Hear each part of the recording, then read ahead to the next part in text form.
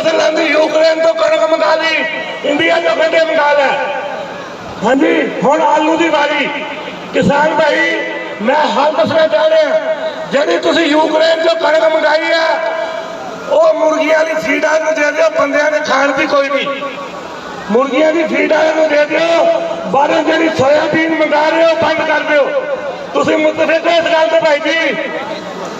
Ukraine वाली मुर्गियां की फीड नहीं दो, और कीड़े वाली कणक उन्होंने प्रोटीन वैसे ज्यादा चाहिए होंगी है। दूसरी गल, या तो सानू बाहर के किसान के बराबर सहूलतां दिओ, वही खाद का रेट दिओ, वही पानी का रेट दिओ, वही बीज का रेट दिओ, वही बिजली का रेट दिओ।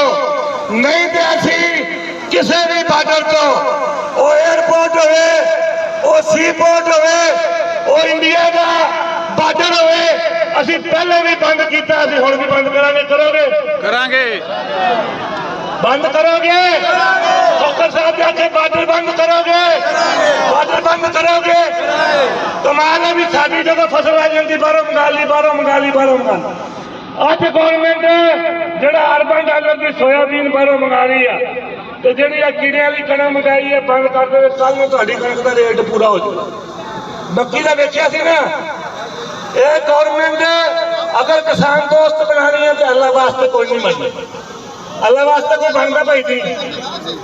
हाँ जी, तो फिर तुम अपने हक वास्ते 5 मिनट पानी वास्ते भरा डंबा मार के सिर पार देने, गौरमेंट नाल लड़ोगे? लड़ोगे? लड़ोगे? हक वास्ते मरोगे? तो किसान भारतीय क्यादत ने तुहानू टाइम देना ही